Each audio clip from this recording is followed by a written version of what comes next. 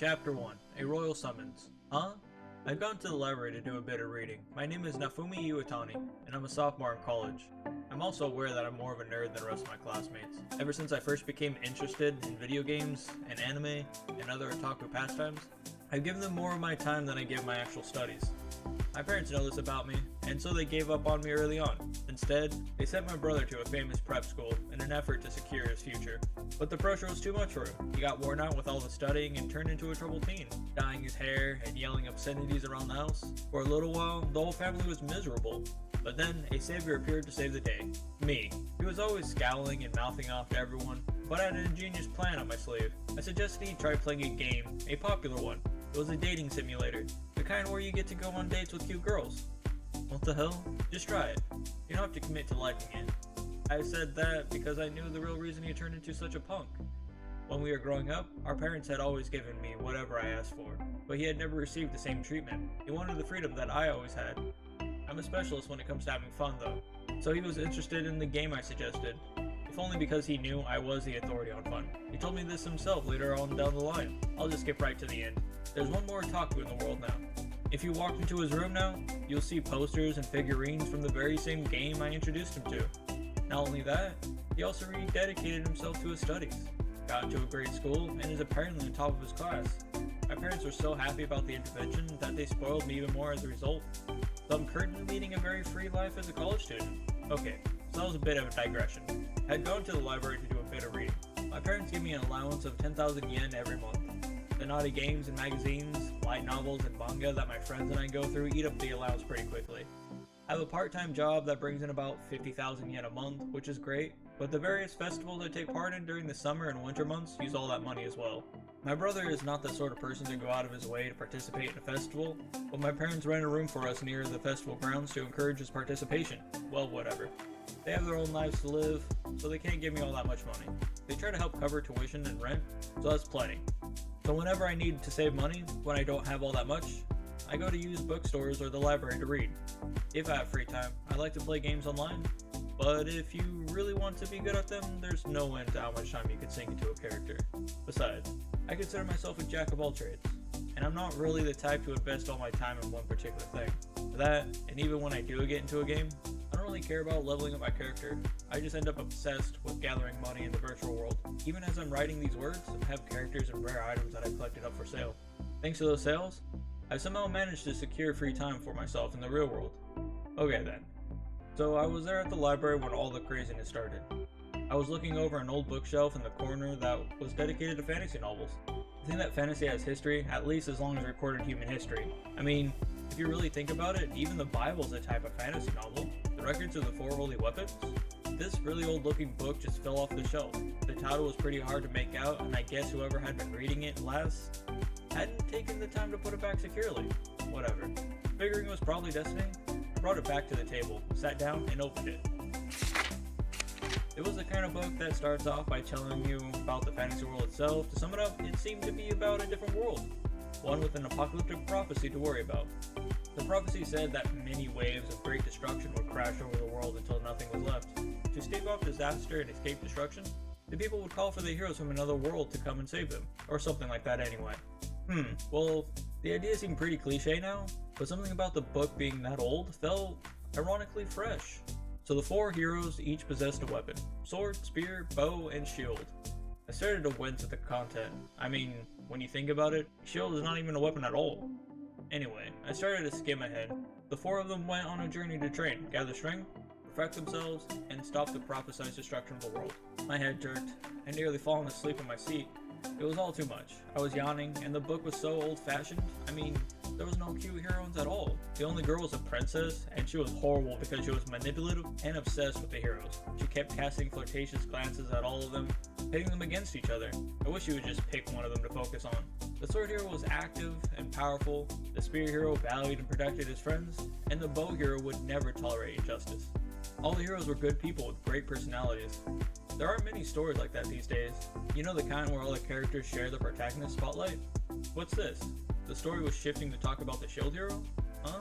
I turned the page and let out a voluntary yelp. All the pages after the introduction of the shield hero were blank. I kept flipping, kept looking them over, but they were all blank white pages. There was nothing else in the book. What the heck? I was thinking over how strange it was when I started to feel dizzy. Oh, what? I heard my own bewildered whisper and felt my consciousness slipping away. I never dreamed that I would be transported to another world. Chapter 2, The Heroes. Oh wow. I heard the sound of people marveling at something and suddenly was awake again. My eyes weren't ready to focus on anything, but I pointed them straight ahead anyway. There were men in robes looking at me in awe and apparently speechless. What's all this? I turned at the direction of the voice and discovered 3 other people there. Like myself, they didn't seem to know what was going on. I scratched my head. I'd been in the library only moments before, but then why? And just where was I? I flipped my head left and right and found that I was in a room. The walls were made of stone. Is that what they call brick? Regardless. I don't think it was anywhere I'd seen before, and certainly was not the library. I looked at the floor. It was covered in geometric patterns that had been painted in some sort of fluorescent material. There was also an altar of some kind. It looked like something magical and straight out of fantasy. We were standing on the altar. Wait a second, why was I holding a shield? I was holding a shield. It was feather light and fit in my hand perfectly.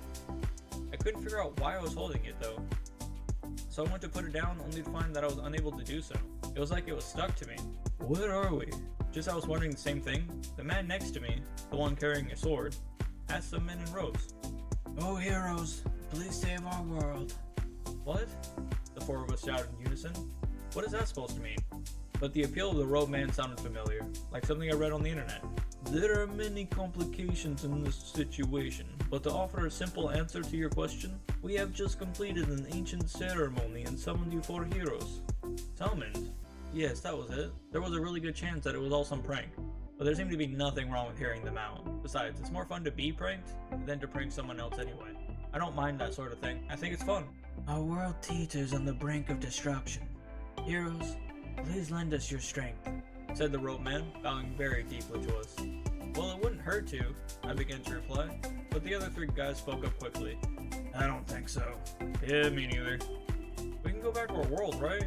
Well, talk about your problems after that. What? Did they think it was okay to speak to someone like that? Someone that was bowing to us out of desperation? Why couldn't they save their conclusions until after they heard the bulk of the situation? I glared at them in silence, and soon the 3 of them were looking me over. What were they smiling about? We could all feel the room growing tense. What jerks. I bet they were actually happy to be there. Think about it. What if it were true? You'll get a chance to have adventures in another world? It would be a dream come true. Sure, it's a cliche, but still. Couldn't we at least hear them out? The guy with the sword looked like he might have been in high school.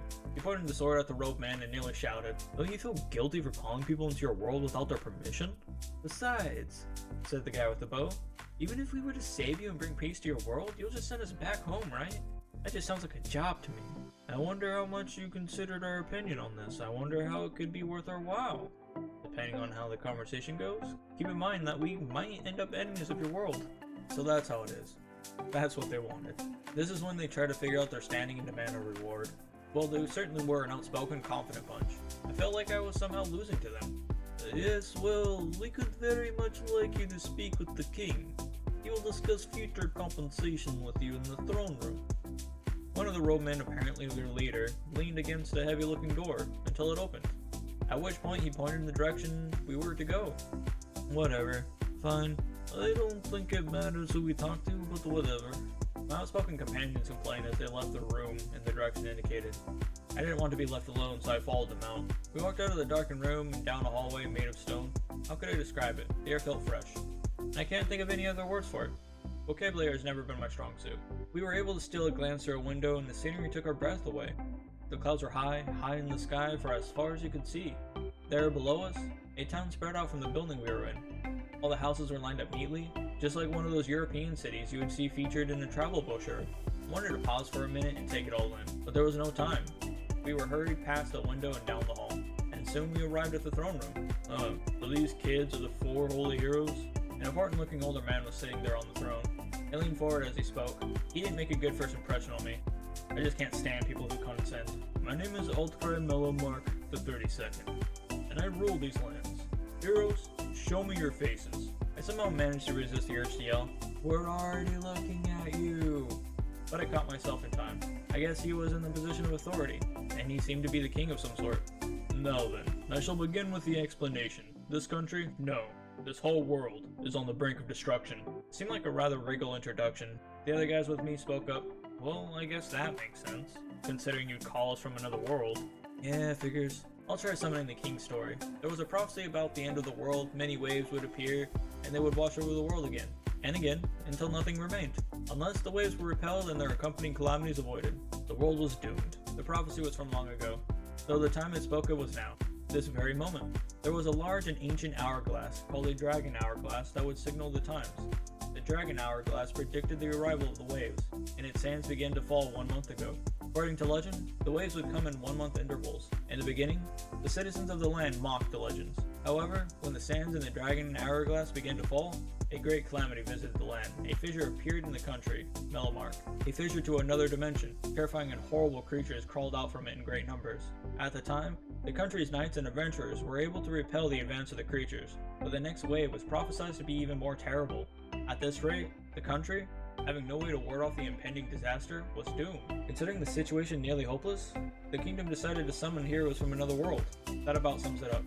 Oh, by the way, it seemed like the legendary weapons enabled us to understand the language of that world. Alright, said one of my companions. I think I understand where you're coming from, but does that mean you're basically commanding us to help you? Seems all fine and good for you. I agree. All this sounds pretty self-centered to me. If your world is on the road to destruction, just let it burn. I don't see what it has to do with us. I could tell by the condescending giggle, he struggled to hide that he secretly thought this was all really cool. Well, it was my turn to speak up. As they have said, we don't have a responsibility to help you. If we dedicate our time and lives to bringing peace to your kingdom, do we get anything besides a thank you and see you later? I mean, I guess what I really want to know is if there is any way for us to get home. Could you tell us anything about that? The king shot his vassal a sidelong glance. Of course, we are planning on compensating you all for your efforts. The heroes, including myself, pumped our fists in celebrations. Yes, phase 1 of negotiations was complete. Naturally, continued the king, I've made arrangements to support you financially, and also to provide you with whatever you may require, and thanks for your efforts on our behalf. Of course. Oh yeah, cool. Well, as long as you promise us that, I don't think we have a problem. Don't think you bought us off. As long as we aren't enemies, I'll help you out though. Agreed. Me too. Why do they have to act so superior all the time? Think about where we are. Do you really want to make an enemy of the king? Still, I guess it was good to get all the particulars out of the way in advance, rather than risk losing everything down the road. Very well then, heroes. Tell me your names. Wait a second. I just noticed something. Didn't this all sound similar to the book I've been reading in the library? The records of the 4 holy weapons? A sword, a spear, a bow, and yes, a shield? Even the 4 heroes were the same. Could I have somehow gotten pulled into the world of that book? I was starting to mull these things over when the kid with the sword hero, stepped forward and introduced himself. My name is Ren Amaki. I'm a 16-year-old and a high school student. The sword hero, Ren Amaki. He was an attractive young guy, his face was handsome, and he was relatively short, maybe 160 centimeters. If he cross-dressed, you'd mistake him for a girl in an instant. His face was so composed, his hair was black and cut short, his eyes were sharp, and his skin was white. Overall, he gave off a cool impression, like a quick, slender swordsman. Alright, I'll go next. My name is Motoyatsu Kitamura. I'm 21 and a college student. The spear hero, Motoyatsu Kitamura. He came off as light-hearted and kind, something like an older brother. His face was at least as well kept as Ren's. The type of guy who was sure to have a girlfriend or two. He was probably around 170 centimeters, his hair was pulled back in a ponytail. I normally don't like ponytails on men, but it seemed to suit him. Overall, he seemed like a caring older brother. Okay, my turn. I'm Itsuki Kiwasumi. I'm 17 and still in high school. Bow hero Itsuki Kawasumi. He seemed like the calm, piano-playing sort of character. How do I explain it? He seemed vain, and yet, at the same time, he held some unrivaled strength. There was something indefinite about him, something vague. He was the shortest among us, probably somewhere around 155 centimeters. His hairstyle was slightly wavy, as if it had been permed. He was like a soft-spoken younger brother. Apparently we're all Japanese. I would be pretty surprised if any of the others turned out not to be. Anyway. Oh, my turn already?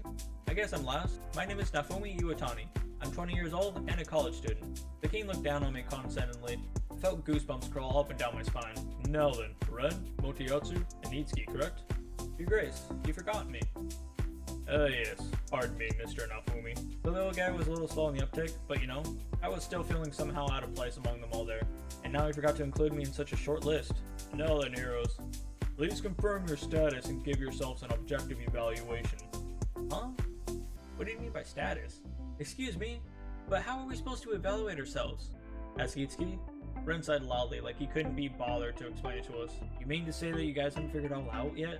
Didn't you realize the moment you arrived here? Oh, come on. He just knew everything. Was that it? I guess he was some kind of genius? I mean, he went on, Haven't you noticed any weird icons hanging out in your peripheral vision? Huh? But since you mentioned it, if you looked off vaguely towards the edges of your field of vision, there was little marks there. I could see them too. Just focus your mind on that icon. I did, and I heard a soft beep. Just like I was sitting in front of a computer, and the icon expanded to take over my field of vision. It was like opening an internet browser. Now Fumi Iwatani. Class, Shield Hero Level 1. Equipment, Small Shield, Legendary Weapon. Otherworld Clothes. Skills, none. Magic, none. There was still quite a few things listed, but I decided to ignore them for the moment. So this is what the king meant by status. Wait, just what the hell was all this? It felt like I was in a game. Level 1. That makes me nervous. Good point. At this rate, who knows if we will be able to fight at all? What's all this? Do these things not exist in your world, heroes? You are experiencing status magic. Everyone in this world can see and use it. Really? I was amazed at how normal everyone seemed to think it was. This numerical expression of your physical body? And what are we supposed to do? These numbers seem awfully low. Yes, well, you will need to go on a journey to further polish your abilities and to strengthen the legendary weapons you possess. Strengthen them? You mean these things aren't strong right from the get-go? That is correct. The summoned heroes must raise their legendary weapons by themselves. That is how they will grow strong. Motoyatsu was spinning his spear and thinking, why don't we use different weapons while these are bulking up? Seems smart to me. That did seem like a good idea. And besides, I was stuck with a shield. Not even a weapon in its own right.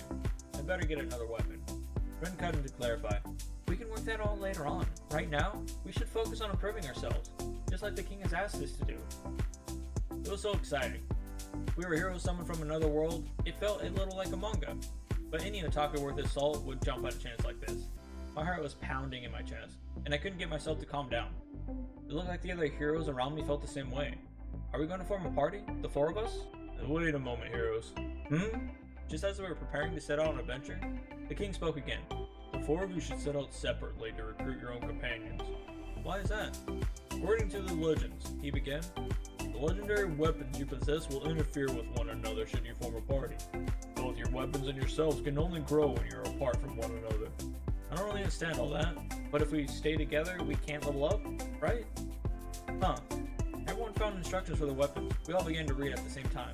Attention. The legendary weapons and their owners will experience adverse effects if they fight together. Caution. It is preferable that the heroes remain separated when possible. Guess it's true then. But why did all this sound so much like a game? It was like I've been transported into a game. Anyway, games don't feel this real, and there were real humans living here. So I guess it was still a reality of some kind of another? Still, the system reminded me of a game nonetheless. The instructions for the weapons went on great length and detail, but there wasn't enough time to read them right then. So you think we should try to form our own parties? I will attempt to secure travel companions for you all. Regardless, evening draws near. Heroes, you should rest for the night and prepare for departure on the morrow. In the meantime, I will find companions for you in the village below. Thank you very much. Thanks! We all thanked the king and retired to our rooms for the night. Chapter 3. A heroic discussion. There were ornate beds prepared for us in the provided chamber. Everyone was sitting on them, closely inspecting their weapons and letting their vision drift absent-mindedly to check on their status screens. We glanced at the window, only to find the sun had set long ago, which just goes to show how much time we spent reading the instructions. Okay, so let's see here. The legendary weapons required no maintenance at all. They were powerful and sturdy enough on their own. The material the weapons were constructed of reacted to the level of the hero who wielded them, and any slain monsters were recorded in something called a weapon book. The weapon book was something that apparently kept a list of all the forms legendary weapons were capable of transforming into. There was a weapon book for my own shield that could be viewed from the weapon icon. I opened it. The border of the window quickly expanded to fill my field of vision, and it was filled with rows of weapon icons. It appeared as though none of them were currently available for upgrades. Huh. Would you believe it? It looked like certain weapons could be set and improved upon and would grow more powerful with time. Got it. It was just like the way that skills and weapons are leveled up in online games. It said that in order to learn skills, the powers hidden in our weapons would have to be set loose. It really did seem exactly like a game of some sort. Hey, this is just like a game, don't you think? It looked like the other guys were reading over the help menus too. One of them responded to my question. Like a game? I think this might actually be a game.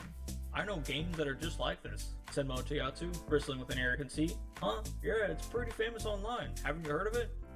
No, and I'm a pretty hardcore otaku. Never heard of it, Nafumi. It's called Emerald Online. Never heard of it. What is it? Nafumi, have you even played an online game before? It's famous. I've only played stuff like Odin Online or Fantasy Moon Online. Those are pretty famous too. I've never heard of them. Must be minor titles or something. Huh? Huh? I don't know what any of you guys are referring to. This is nothing like an online game. It's more like a console game. Motoyatsu, Itsuki, you're both wrong on this one. If anything, it's like a VR MMO. No way. Even if we suppose for a moment that we're in an online game, it must still be some sort of that you control with the mouse or with a controller. No way. Even if we were to suppose for a moment that we're in an online game, it must be the sort that you control by a mouse or a controller. Ren looked confused by Motoyatsu's theory, and he jumps into the conversation. A mouse? A controller? What kind of antique games are you guys talking about? These days aren't all games VR MMO? VR MMO? I guess you mean a virtual reality MMO? Cut the sci-fi crap. You know that tech isn't ready for stuff like that yet? Huh? Ren nearly shouted in surprise. Thinking back on it, he was the first of us to figure out how to use the status magic. It kinda seemed like he knew what he was doing. He might have known more than what he was letting on. Excuse me, you all seem to think this is a game you know? Can I ask you the names of those games? Itsuki raised his hand and quickly answered, Brave Star Online. Oh, Emerald Online. I spoke up next. I don't know, I mean, are we even in a game world? I also thought it might be like a game, but could we really have arrived in a game that I've never even heard of? I see. As for my opinion, this reminds me of a console game called Dimension Wave, and we all seem to think the world represented a different game. Alright, wait a second.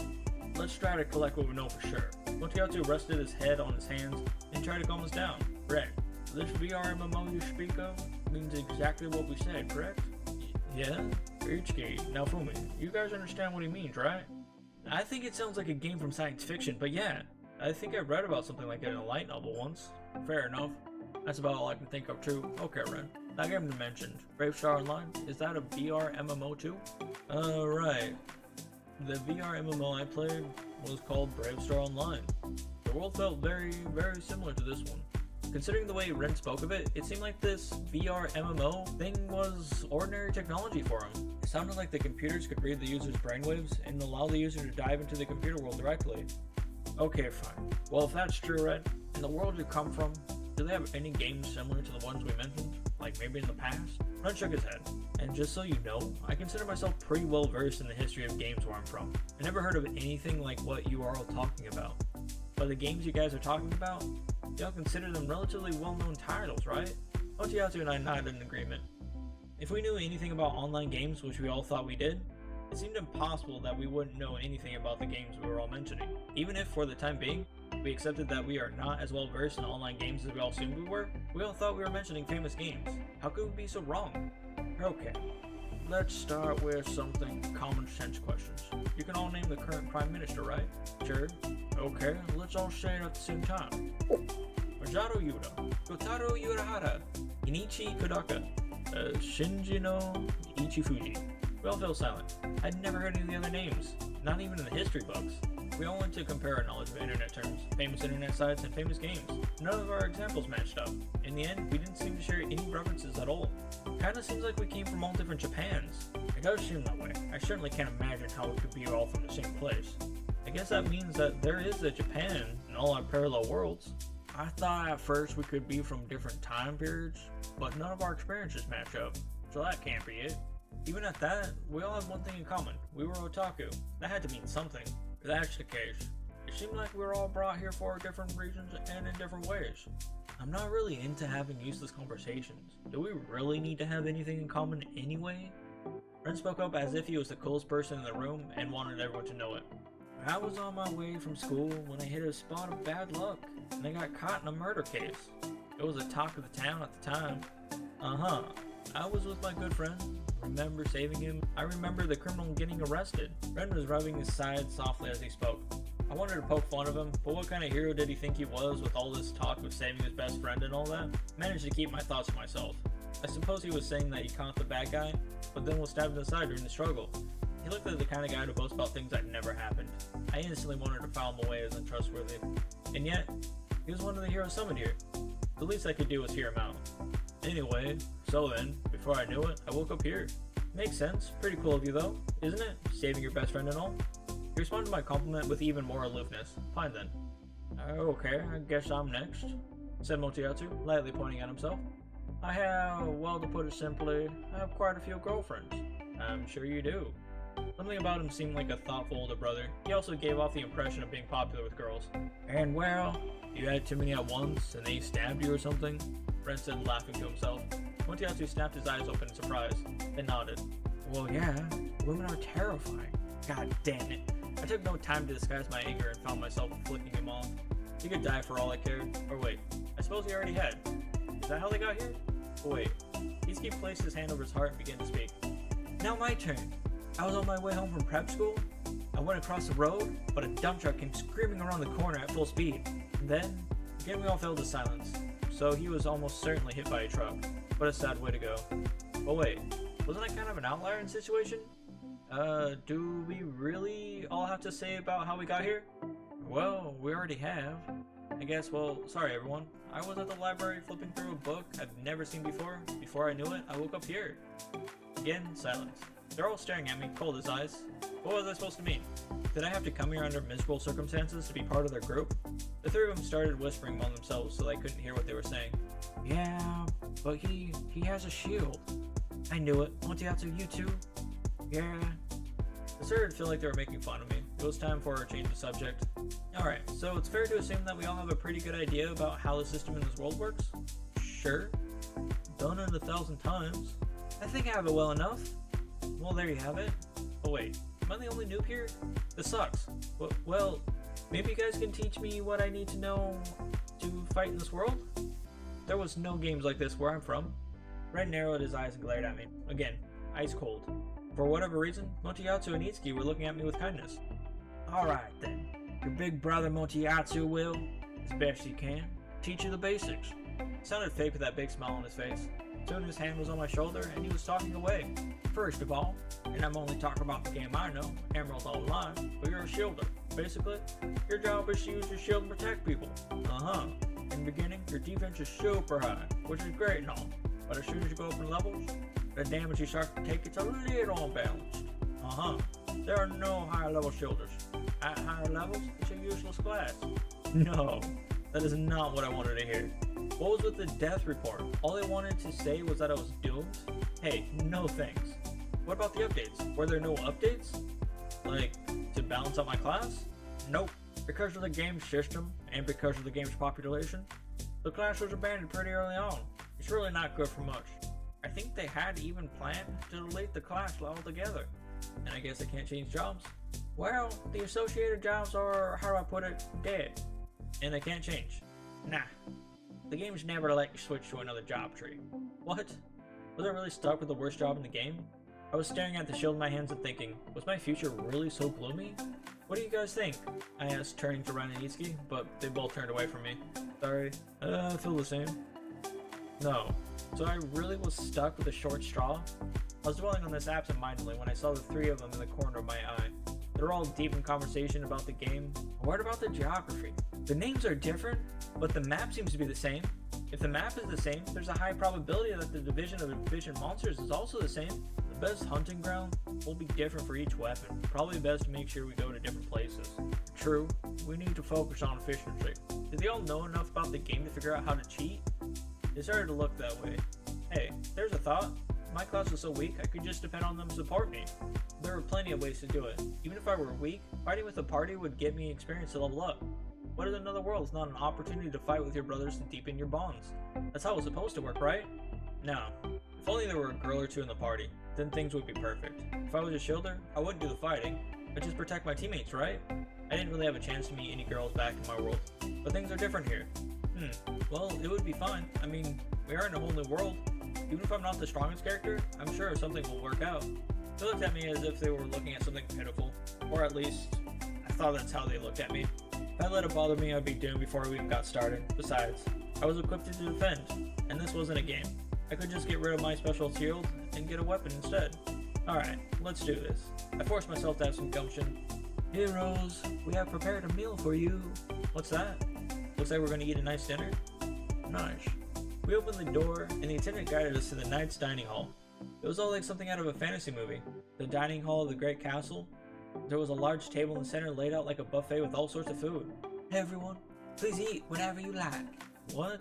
I guess we're eating with the castle knights? Red mumbled to himself. How could someone complain about a dinner like this? Damn, he was so rude. You misunderstand. This food has been prepared for you. The gnats will not be permitted to enter until you have your fill, said the attendant. I looked around the room, only to find the boisterous crowd we assumed were other diners were actually composed chiefly of cooks. I suppose this was meant to imply that the four of us were of higher priority than the castle knights. Thank you, let's eat! Yeah, right on. And so we began to dine on the food of this new world. The culinary sensibilities were not what I was used to, but it was certainly not disgusting. There wasn't anything I wasn't able to stomach, and yet something that looked like an omelet tasted more like oranges. And many of the dishes combined flavors that never went together where I was from. We finished eating and found ourselves growing sleepy on the way back to our rooms. Think they have a bath? Well, it looks like the Middle Ages around here. They might have a bathtub though. If you don't request it, I doubt they'll provide you with one. I guess. You can let it go for one day. Yeah, I'm getting tired, and the adventure starts tomorrow. Better get a good night's sleep. Everyone nodded in agreement of Mochiatsu's suggestion, and we went to our beds. The four of us, including me, were obviously excited for the next day to come. Still, we fell asleep very quickly. Our adventure begins the next day.